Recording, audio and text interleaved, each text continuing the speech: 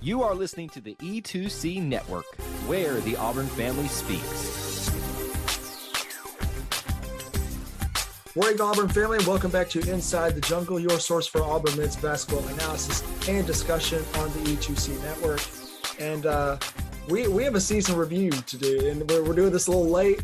We're doing this a little late. We're doing this well after, the national championship game, the Final Four, and we'll talk about that here, the preview of this podcast. But I will say we did about a 92-minute season review, and we talked about every single game, talked about something about that game. We talked about how Jabari could be, going pro. We could talk about maybe Kessler could come back. We talked about all that about a month ago, and it was before the Final Four. And some technical difficulties, files messed up. So here we are to do a makeup episode of that a little later than usual, but glad to get it out to go ahead and get this long and eventful off season started. And to do that, I brought in my dad and co-host. Dad, how are you? I'm doing well, and that podcast that is now out there in the ether should have won an award. It was the best podcast ever made by anyone ever, and we did a great job with it, and it should have won an award, but it's somewhere out there. Somebody's listening to it, maybe on Mars. Yeah, with Elon Musk. Elon Musk is listening to it on Mars right now. But no, look, we talked about specific things that are a little outdated now that we'll talk about that have happened now, and we'll talk about more stuff. But we talked about every single game. Every single game. Literally every single forever. Game. We did. It was just a 92-minute podcast that we lost. It was really good. Yeah, it was really good. But we talked about games. Look, we'll just kind of go through a little bit. Let's talk about this Auburn season. At the end of the day, this Auburn basketball season was one of made history. Historic. It's absolutely historic, absolutely incredible basketball team this year. No, it did not end the way that we all wanted it to. It did not go as far as we wanted it to, but an incredible season nonetheless. So let's just start off. Auburn goes 11-1 in non-conference play, including the one loss being a double overtime loss to UConn in the Battle for Atlantis, where Auburn won two other games there against Loyola Chicago and Syracuse. They went to South Florida and won. They went to St. Louis and won. They had good neutral site wins against Nebraska. They beat one of the top mid-major teams, Murray State, at home. They beat Yale, UCF. So some really, really quality wins, really good non-conference to go 11-1 headed into the SEC play. All this without Alan Flanagan. And we'll talk a little bit about roster stuff, but grade the non-conference play from a team perspective from this season. I don't see how it could be less than an A. Yeah. You went 11-1. You lost to a pretty good UConn team who ended up being a decent team. Yeah. You lost to them in double overtime. And had you got a rebound on a free throw, you'd have beat UConn and probably won the Battle for Atlantis. You beat not a very good Syracuse team there, but a really good Loyola Chicago team, and beat them handily. Yep. You played bad for a while against South Florida and ended up coming back and winning on the road. Same thing for St. Louis. You played bad for a while against St. Louis and then figured out, high screen and roll in the middle of the court works every single time. Yep. And you beat St. Louis, which is a good win. The Murray State win seemed good when we did it. And then it got better and better and better and better because they went like 30-3. Yep. And we were one of the three. And so that was a really good win. I don't see how it's less than an A, maybe a B plus or an A minus because of the one loss, but no, come on, it's got to be an A. I think it's absolute A. And the growth that you saw of this team, especially without Flanagan in the non-conference, was huge. And talking about, and we'll do like podcast awards that we did in the last podcast. That's right. We'll do that for individual things, but talk about some unbelievable performances in the non-conference. In the double overtime loss, Katie Johnson scores 27 points. He was absolutely unbelievable in the Battle for Atlantis. Some good performance. The first game of the year, Wendell Green came out, transfer, 19 points. Jabari Smith ended with that next game against UL Monroe with 23 points and 10 rebounds. So he kind of set the tone for what he was going to be this year. Yeah, absolutely. Look, and we'll get to Jabari Smith in a little bit. One of the best Auburn Tigers ever to play. You can't argue against that. No, he did not make a huge run in March. No, he did not play well in specific games, aka Missouri and aka Miami. But against Missouri, nobody played well except KD Johnson. And let me just say a couple of things about KD, because some people were on him at the end of the year for his performance in the SEC tournament, which was not good. Yeah. He played well in the NCAA tournament, but you do not win that game against Missouri without KD Johnson, and you do not win the overtime game at Mississippi State that we were at without KD Johnson. No doubt. Yes, there were some times when people got frustrated because he tends to get a little excited and maybe doesn't get back on defense because he's celebrating a big shot, or he takes a shot that you're like, why did you shoot that? Because other guys were open, please pass it. Yeah. But he'll be back again next year, and I think I think he's got a good chance of really improving. But again, there were several games this year. The Missouri and Mississippi State game are off the top of my head. You're not in the UConn game without KD making 2 steals to send us to an overtime and then to a second overtime. Absolutely. So I know that's not where you wanted to go with that, but no. KD was played a really good non-conference. He didn't shoot the ball as well as he did at Georgia this year. He didn't shoot the ball for us as well as he did last year at Georgia. Yeah. But he is the heartbeat of this team this year. I agree. And we've talked about every team needs that kind of guy, that energy guy, the heartbeat guy, the guy, the soul of your team. And I agree. That was KD Johnson this year.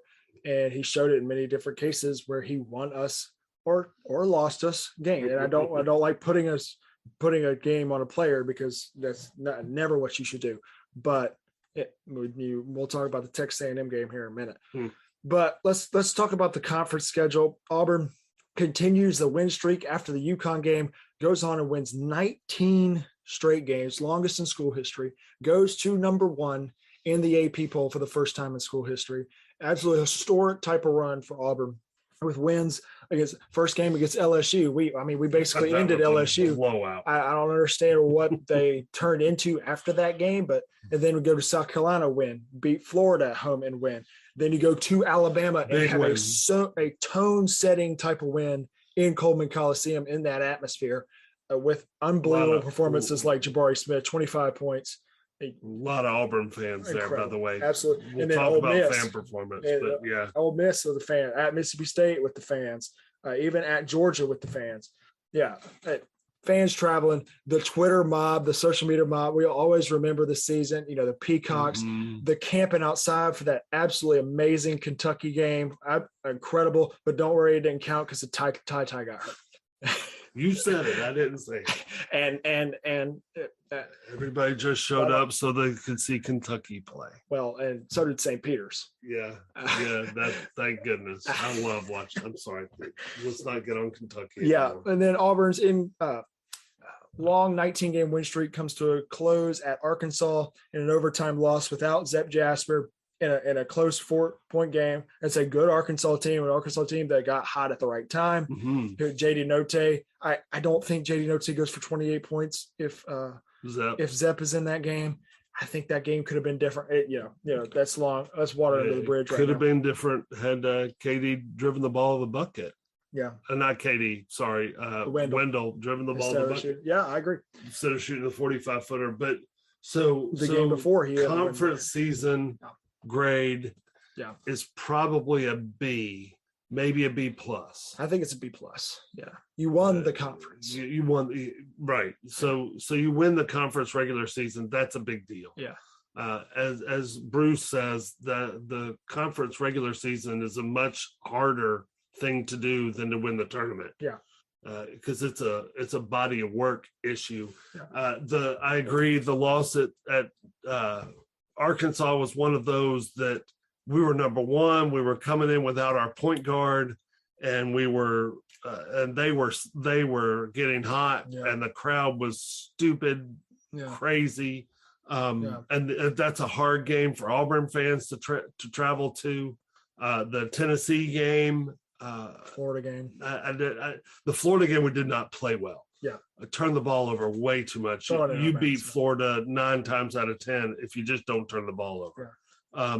The Tennessee game was a hard loss to take, but you're right. You win the tournament, you win the regular season, it's at least a B plus, if not an A-. Yeah, and I'm looking at this, and yes, Jabari Smith wins SEC Freshman of the Year. No doubt. Walker Kessler wins Defensive Player of the Year. But I'm looking at the last, let's see, 1, 2, 3, 4, 5, 6 games of the regular season. Jabari Smith is the leading scorer of every single one of those games. The first one, it starts with Vanderbilt, where he scored 31. We were there. That was unbelievable. He could not miss. He could not miss at all. Not miss. Yeah. Then goes to Florida with a loss. He has 28 and 7 rebounds. Carried us. We go back home, play against Ole Miss. He has 15. Okay. Mm-hmm. That was a more well-rounded game, well-rounded team effort game. Then we go to Tennessee, lose. He has 27 and 8. Yeah. And then you go to Mississippi State, win in overtime. He has 27 and 10. And then you come back for South Carolina. He has 21 and 6. And then even in the Texas A&M game in the conference tournament, he had 17 and 9. So he played great down the stretch. Absolutely unbelievable performance from him. But unbelievable performances. I mean, Walker Kessler, 2 triple doubles this season, absolutely unheard of. The Texas A&M game and the LSU game.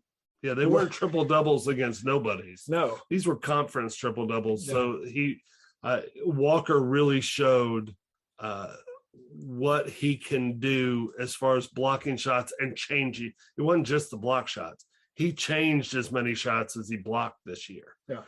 Guys driving in and going, oh, well, no, I'm going to dribble back out, or trying to throw a wild shot up 40 feet in the air to get it above Walker. Yeah. So he changed the game. Jabari is, we've told you all year, Jabari is a once in a generation type of talent. He's that guy that you'll never see that again. You probably won't see that type of guy again, although Bruce brings guys in, but Jabari is really, really a special player. I hope you all enjoyed him because he was fun to watch. Yeah, I 100% agree. We're going to get to the postseason here in just a second. Let's talk about the Texas A&M game first. Of course, just horrible shooting performances by Auburn. Katie Johnson goes 0 for 14. Just nobody could hit the broadside of a barn door in that game. And until late, when Wendell Green goes absolutely nuclear from outside, Texas A&M was in control of that game the entire game. But I'm still curious about a play in that game, and I really would like somebody to tweet us or whatever and tell me where I'm wrong here. I don't remember the kid's name, and it's been a while ago, but we talked about it in that great podcast that we did. He takes the ball out of bounds, side out of bounds. It's late in the game. We've cut it to, I think, 3 or 4. Yeah. And he takes the ball out of bounds. Jabari's guarding him out of bounds. It's right in front of the Texas A&M bench. And it's a sideline out of bounds. And Jabari's guarding him. And he literally takes 3 steps one direction and 2 steps back the other direction to throw the ball in. Throws the ball in. It's a give and go. He gets it right back and has a huge dunk. And the game is over. Yeah. I think we win if they call a travel there? No. But it's a different game, and it's a travel unless the rule has changed. Yeah. That is a set out of bounds. Yeah. He is not, it's not like a baseline out of bounds after a made basket when you can run around as much as you want. Yeah. That's a set out of bounds. He's not supposed to move. And he took at least 3 steps, and it's been a while since I watched it. But it's been at least 3 steps one way and at least 2 the other way. Because Jabari's like guarding him and moving with him. And so somebody tweet me and say, no, they've changed the rule and you can move on that play. Or or let me know what it is, because that's crazy. Absolutely. I've never seen anything like it. All right, now let's get into the NCAA tournament. Auburn gets a great bid at 2 seed in the Midwest. The first game against an in-state team in Jacksonville State. And Auburn looks incredible. We look great. I thought we were going to be okay. I thought we were back. I was like, yeah, we had a little bit of struggles early. Played well. Yeah, not necessarily due to Auburn. I think Jacksonville State played a great first half, and then we saw Auburn just kind of take over at the end. And then the Jabari Smith dunk will go down in infamy, and will all be showed on all NCAA from now on. Yeah. Oh, absolutely. Yeah, the thing I liked most about the Jacksonville State game, the thing that stands out to me the most, is you just went through a game in the SEC tournament where KD went 0 of 14, and I don't think KD probably in his life has ever gone 0 of 14 in a basketball game. No. I don't think he's probably gone 0 of anything. Yeah. He's always probably made a shot in a basketball game. So he's had his worst game of his life probably against A&M. So you come out and the first play you run against Jacksonville State is a flex cut for KD on the baseline. And look, you're going to throw the ball into KD no matter if he's open or not in that regard. He's open. You get him the ball. He makes a layup and he sees the ball go through the net and everything is better. He played a lot better. Oh, for sure. The rest of that game. And yes, Jabari's dunk over 6'10" Brandon Huffman, former North Carolina guy, is so I think during that game, Raftery was actually saying the one thing Jabari lacks is he doesn't take the ball to the hole. And he missed the three. It bounced right back to him. And he took one dribble and said, I don't care if you're 6'10" like me. Yeah. We're going to go chest to chest. I'm going to dunk it. And I'm going to dunk it over. Yeah. And you're right. That's one of those that will live on. You'll see that for years. Absolutely. Jabari Smith ended up with 20 points and 14 rebounds in this game, had 15 rebounds in the Miami game. Oh. But let me say something about KD. I think you saw a push towards what you could see from KD next year. KD Johnson had a career high 7 assists in the Jacksonville State game. Maturity. You saw him exactly. You saw him mature and grow up, and maybe it took that A&M game to get him to do that. But man, he looked great in the Jacksonville State game. Too bad absolutely nobody looked great except for Jalen Williams in the Miami game. After losing 2 teeth to Walker Kessler's elbow, yeah. I don't know why we didn't do that earlier because Jalen Williams was fantastic. We need to knock him out more often. I think you're right. I think that maybe we've seen KD at the end of the year grow up a little bit, become more mature. Not to say that he was immature as the season went on. I just think that you're right. All of a sudden he started looking to pass the ball. Yeah. And he realized that if I pass it, I can get it back and get an even better shot than what I had. No doubt. And he was fantastic in the Jacksonville State game.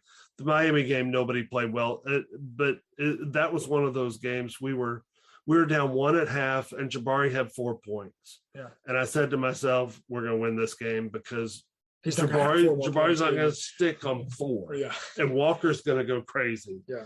And they both couldn't hit the broadside of a barn in the second half, and it just got away from them. It's the first game all year we got blown out. Yeah. And we got blown out. Yeah. And give Miami credit. They've got a coach that knows what he's doing. Larinaga is very smart. We were just sitting in earlier watching a YouTube video of a play he ran against the zone at Syracuse. That was fantastic.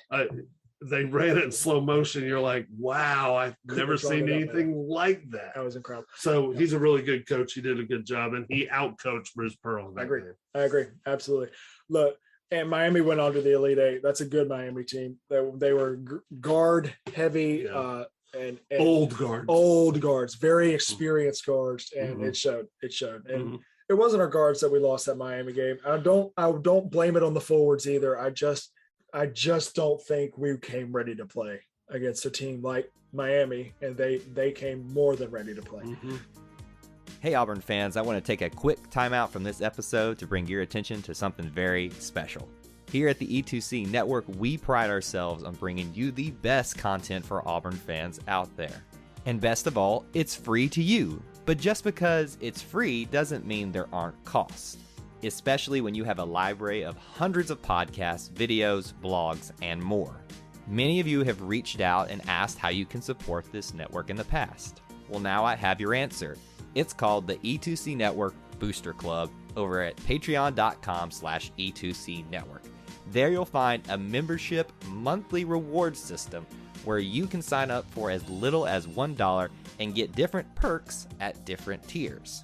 Some of those perks include things such as apparel, eligibility to join us on future podcasts, recognition as an E2C Network booster, exclusive communications, and bonus content that is available nowhere else. If you love this network and want to help us keep producing podcasts like this one, please head on over to patreon.com/E2C Network to join the E2C Network Booster Club. You can also get there by going to our website, e2cnetwork.com/support. Whether you decide to join or not, we are still so appreciative that you would support us by just listening and being here, because each and every one of you is part of our E2C Network family. Well, that's it. Timeout's over. Let's get back into the episode. Let's talk about the tournament here in a second. What a fun tournament it was. Outside of Auburn losing in the second round, there were a lot of fun games. There were some good finishes, some good highlight plays. Kentucky got beat. Kentucky lost the first round. I mean, Alabama got beat in the first round. So much. It was a great tournament, and it came down to a Final Four of Blue Blood Central, and I don't know if you could call Villanova a Blue Blood just yet, even though they've been like three Final Fours in the past 5 years. Pretty dang close. I don't know why we're talking about John Calipari and we're not talking about Jay Wright. I'm not a big fan of Jay Wright, but he's so much better than John Calipari. I agree. Considerably. I agree. So much better. Oh, it makes me hard. I do not like. Came down to the Kansas-Villanova game. That was ugly. Kansas just took that over. Villanova had chances in that game to get close, but goodness gracious, Kansas looked great. And a North Carolina Duke Final matchup Four in the Final Four. And Coach K's last. In case you've forgotten, both of us grew up Carolina fans. Look, and we now hold the ultimate trump card. The only way they can hold the trump card higher is if they beat us in the national title game. That's the only way. Definitely. And that ain't happening. That's not going to happen. Listen. Okay. I was so scared. And on this very podcast, we talked about how Carolina, after Carolina went to Cameron and beat Duke and Coach K's last game, that game wasn't close. Carolina scored at will in that game. Yeah. And they did not substitute in the second half. Yeah. There are five guys: Leaky Black, Archie Davis, Brady Manick, Armando Bacot, and Caleb Love. Caleb Love, the guy that hit the shot that beat Duke in the final. What an incredible game. What a shot. What a great game to watch. I went back and watched it afterwards, like a day later, because it was not a great game Friday night or Saturday night when I was watching it, because I was on the edge of my seat throwing up with every possession. It was one of those games that every possession seemed like the end of the world. Yeah. It was, if you made a shot, you felt like you're going to win the game. If you missed the shot, you felt like you're going to lose the game. And Caleb Love came down. You're up one. He's got the ball. He takes a guarded shot over the top of the best shot blocker, not named Walker Kessler, in the country. I think. And I'm not talking about lower level. I'm talking about big time guys. Yeah. The Williams kid out of Duke. Mark Williams. And if you look at the picture that was taken by some reporter, I don't know how Williams didn't block the shot. He hits it. You're up 4. You make some free throws, and you beat Duke in the Final Four. And Krzyzewski walks away with a puppy dog, apparently. I saw that. Yeah. That's so weird. But look, and then Kansas goes on to win the national championship and an incredible comeback against North Carolina. And I'm not up for talking about that one. Yeah. But no, Kansas played absolutely fantastic. They deserve to win the national championship. Congrats to the Kansas Jayhawks. Good. But let's get back focused on the Auburn Tigers here, because that's what we do here. Awards. Yeah.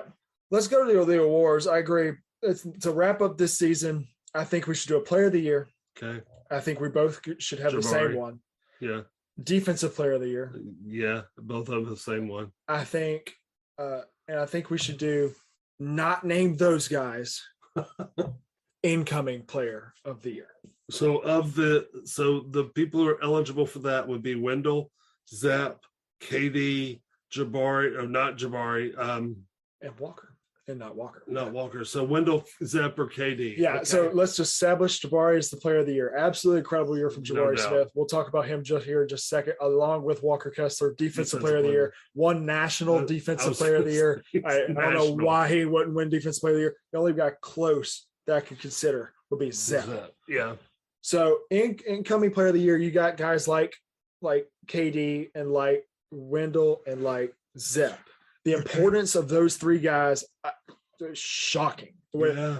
If you would have told me the importance of those three guys at the beginning of the year, level. Yeah, two of them from very lower level. Mm-hmm. Yeah, and one of them from right over there. So, who was the most important? So, do you want to say first, or do you want me to? I want you to say first, because I have no idea what I'm going to say. I need a minute to think. Oh. All right, so Zep was important because of his defense, and I think we saw how important he was when he wasn't there. Yeah. Wendell was important because when he came on the floor, the offense ran better. Yeah. And there was a plus minus stat out there somewhere that absolutely he was like unreal, head and shoulders above anybody else in the country in plus minus, like way ahead of him. Yeah. And then KD was important because, like we said earlier, heart and soul of the team, the heartbeat of this team. Yeah. So I don't think you go wrong in saying who was the best, who was the most important incoming guy of the year, but I'll go with KD. Awesome. I agree. I think KD is probably that guy. I'm going to go different because we went the same of anybody, because we went the same with Jabari and Walker. I'm going to go with Wendell Green. And here's why I say that. We talked about how just like you said, the offense ran better when Wendell Green was on the floor. And yes, we saw the importance of Zep Jasper. His leadership and his defense are nothing to be taken lightly. And we're excited to have him back this upcoming year. I'm super pumped about that. Wendell Green, when he was on the floor, the offense ran better, especially in the stretch where people that we played against didn't understand that once Wendell turned the corner, all Walker is doing is standing there waiting for the lob. And it's the easiest pass Wendell could have made. Mm-hmm. And Wendell's passing ability, Wendell's shooting ability, if his shot was open, he was going to make it. He brought us back in that Texas A&M game. He won us. He won us that Georgia game at Georgia without Zep. That game was without Zep. He played like 38 minutes in that game. Yeah. I think it's. I don't think you could go wrong with any of the three. I think that Wendell did provide. And look, Zep was very good on defense. Wendell was not a bad defender. I agree. He got better as the year went along, and I think next year he can even add more to his defensive game because he's fast enough to play that position. But I think those are good. So let's talk about moving on. I agree. So we wrap up this season as, again, historic season for the Auburn Tigers. Bruce does it again, and we just continue to watch his masterpiece with his 8-year extension. And he's not going nowhere. Going to be our coach for a long time. That's right. I'm excited for it. So let's talk about, all right. So for this upcoming year, let's first talk about guys that are leaving. Okay. So obviously, when we talked in the first, in our podcast that's out in the bliss somewhere. That was so good. Winning awards. The best award winning. So we talked about neither Jabari or Walker had declared. They now both have. They now both have declared for the NBA draft, and neither are surprising to me. And I know you can make an argument for Walker. I know you are going to, but let's first talk about Jabari. There is absolutely no argument for Jabari Smith to come back to this team. I do not think Bruce would let him come back. I think Bruce would have cut his jersey up before he let him come back. He told Isaac Okoro that you should not come back, and that you didn't have a jersey to come back to. This dude is above Isaac Okoro. Oh, absolutely. He's going to be drafted first or second, depending on who's up there. But I don't see how you don't take him over Chet Holmgren. The only argument I think is Paolo, and I still think he's much better than. I think Paolo's a little too raw. I think Jabari's a little bit more fined up, very refined, especially on the perimeter where that guy's going to play. Due to Paolo's size, he can play big, but that's not where he's best. He's going to have to play. He's going to have to play the power forward, and that position. I think Jabari is the better player. Yeah, and yes, Paolo's got him by about 40 pounds. Yeah, Jabari is a considerably better shooter, and that's where the NBA is going. I think Jabari could play the small forward. I agree. Yeah, in the NBA, Chet is not anywhere near ready to go. No. So yes, Jabari had to go. There's no, and the video he made where he wrote and directed it, and the video that Walker made were very well done. Yeah.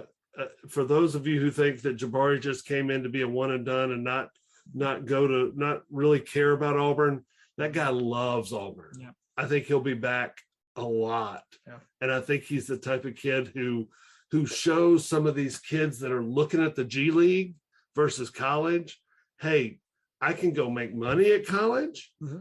I can be on TV a lot more than the G League guys are. He raised his and I can go from a top 7 type of guy to a 1 or 2. Yeah.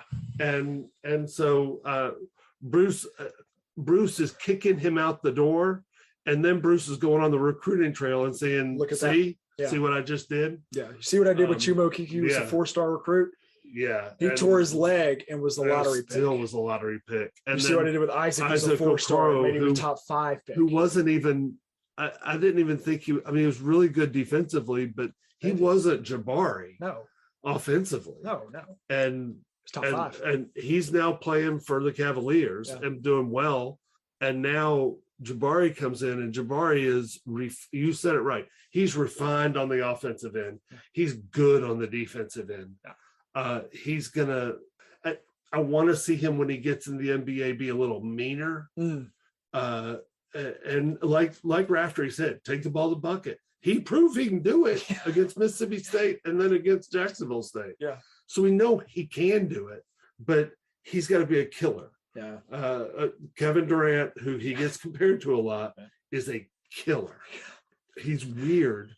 He's weird as all get out on Twitter and all the other stuff. He's a killer. Absolutely. So Walker.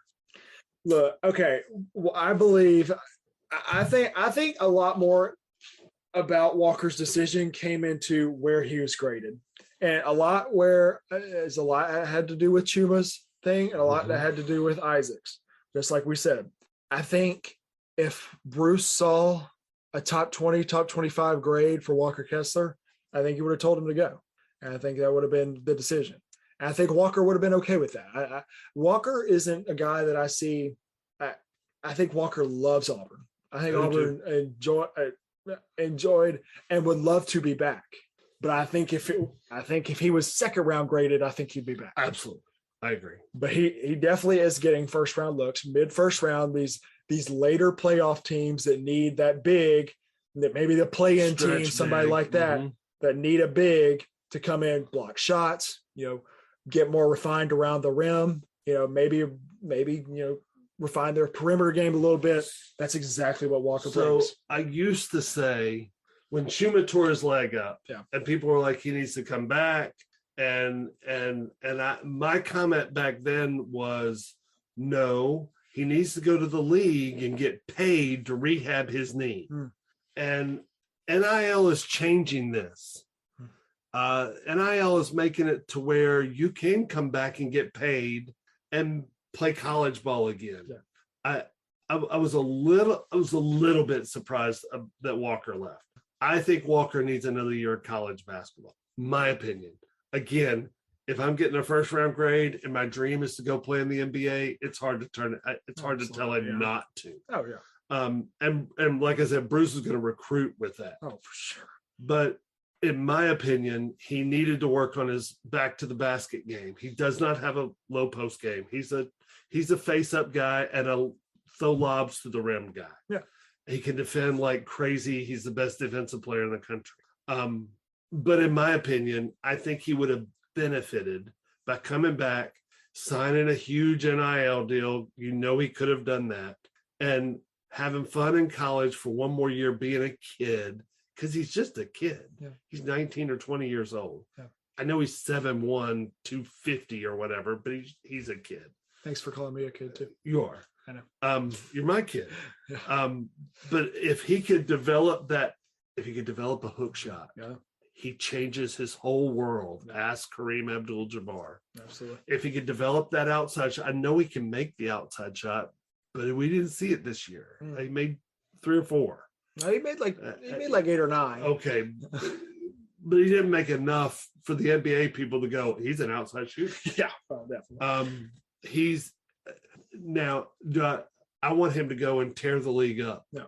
I want him to go. I think it's good that he's going to be able to get on to a playoff type of team and sit behind some guys, maybe have somebody take him under his wing and teach him and get bigger and stronger and faster. Mm-hmm.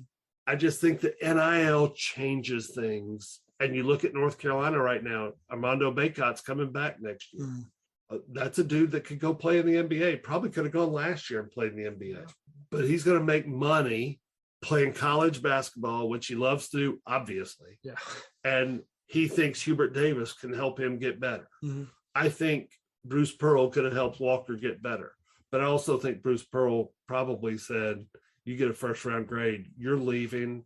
And So I'm going to take that on the road with me and say, this is a kid who hardly played at North Carolina. Yeah. He came here, he became National Defensive Player of the Year, and is a first round draft pick. Yeah, no doubt. So I can see both sides. I really wanted Walker to come back. I agree. It's selfish. I really enjoyed that kid. Absolutely. Let's talk a little bit about the down. Look, one of the upsides that Walker Kessler is not coming back. Obviously, the recruiting thing. Obviously, Auburn will have 2 first-round picks this year, which will be like first time since Engine and is that right? And Daniels. No, it was Porter and Mamadou. Yeah. Nobody loves you like your Mamadou, and that '89 team. Yep. And Mamadou Njai was his name. But Chris Porter and Mamadou Njai. Yeah. So it's a big deal. They made history. It's an absolutely huge deal. And this Auburn team did that, and those 2 will do that. Let's talk a little about, so that we've talked about the guys leaving. Let's talk about one more guy that we know for sure has left. And again, this is for really early in this offseason right now. One of the guys we are sure that is left and is already committed to another team, Devin Cambridge, entered the transfer portal. And that's really sad to see a guy. I like Devin. His shot really, I think, degressed since his freshman year. Yeah. It just I don't know how. I agree. I don't know how either. But to see a guy like that leave, of course that's sad. But going to play with his brother at Arizona really State, cool. I'm excited. I will watch them play. I'll root for absolutely. So we got about those 3 guys leaving. Let's talk about guys coming back again. Zet, Wendell, KD. Yeah, they're all coming back. Backcourt. Jalen Williams, Alan Flanagan, so far coming back. Dylan Cardwell's coming back. Yeah. Chris Moore having surgery today, coming back. I assume. Yeah. I think so. I think if he wanted to enter the portal, having surgery right now is probably not a good idea if you want to enter the portal. So that kind of points to him coming back. Yeah. I'd love to have Stretch come back. I don't know that he will. If he wants to play somewhere, he'll go somewhere else. Yeah, because he's not going to see the floor. Yeah. And then you add Trey Donaldson, who's a really good point guard, a really good safety too. You had Chance Westry, who played point guard, 2 guard, 3 guard, and power forward for his high school team. Yeah, he's a 6'6" guard, long wing. Yeah, wing. Yeah. And now you add Yohan Traore, who is a 5-star, 6'11" beast that's coming in. Second best recruit in Auburn history. Second best in Auburn history. Was committed to LSU, and Will Wade imploded. Thanks, Will Wade. and they lost all 11 players off of their team. And they brought in a new coach from Murray State, yeah. and I guess he's bringing his whole Murray State team with him because he doesn't have any LSU guys. Yeah. But the Traore kid out of France is, I think he's a little raw. Yeah. I think he's got a nice jump shot. Yeah. He's got a lot more back to the basket game than Walker or Jabari had. Yeah. He's 6'11". Yeah. He's a massive kid. Yeah. So 5-star. Those three coming in are really good. And then you open up the transfer portal and you see what you got. Absolutely. And there's guys in the transfer portal that Auburn is currently involved in right now. One of them hosting a guy like Johnny Broom from Morehead State, who Auburn played against in the first game this year. But yeah, just talk about those guys coming in. Donaldson is that above the rim type of point guard. He's 6'4". He's like 6'4", 6'5". Yeah. And so he is that above the rim, bigger type of point guard. Again, also an incredible football safety. Yeah. Like 4-star safety. 4-star safety. Yeah. So I hope to see him on the football field as well. I don't think you will. I don't think we will either. I think Bruce kind of took that one over. Yeah. He's a better basketball player. Don't worry. Yeah. At Chance Westry, another guy, when he committed, I was like, okay, is that going to be like a where he comes off the bench and just no. He'll fight for playing. This dude will fight for playing time. He was a consensus 4-star, but a lot of people have him at 5-star. A lot of people are he's on that edge. Right, and he'll back up Alan Flanagan. Yeah. And if Flanagan struggles again, Westry's the type of kid that could step in and I think could step in and play early, significant minutes and really contribute. Absolutely. And then the stud on this class, we saw Donaldson and Westry signed immediately early signing period. In the early signing period. Traore just signed yesterday. Yep. At when we were recording this. This is a dude that when he committed to LSU, people thought he was going to be SEC Freshman of the Year. Now they're like, oh, he's going to Auburn. Probably not. They forget that Jabari just did actually, that, didn't we they? just had the SEC Freshman of the Year. That just happened? No, but this is a dude that was extremely highly talented out of France, extremely raw, hasn't played basketball for a very long time. And when he was playing basketball, he was a 6'4" guard. Yeah. He was a 6'4" guard in high school. 6'4" guard. So. Now he's 6'10", 6'11", 225. He's got a great basket. He's got a great turnaround jumper. He can handle the ball a lot. Look, he can handle the ball a lot better than Jabari. I think he probably can handle it better than Jabari. Yeah. And obviously better than Walker as well. That's nothing against Jabari's ball handling game. That's a compliment towards Traore's. Mm-hmm. And we're super excited about him. So now you open up the transfer portal, and Auburn fed off the transfer portal last year with guys like Zepp, Wendell, KD, and Walker. So what do you do here? How much room do you have? How much room can you make? How much room do you have scholarship-wise on this roster? And when you get those guys that left, by the way, who left? The kid out of Auburn. Oh, Preston Cook. Preston Cook also left. Well, I completely forgot about him. He left. I will be rooting for him wherever he goes. I hope he goes mid-major and tears it up. Yeah, he can. I think absolutely. He's got a good chance. Absolutely. One more year to play ball. Yep, definitely. So you open up the transfer portal and you get whatever you can. But how do you use the guys that you can get?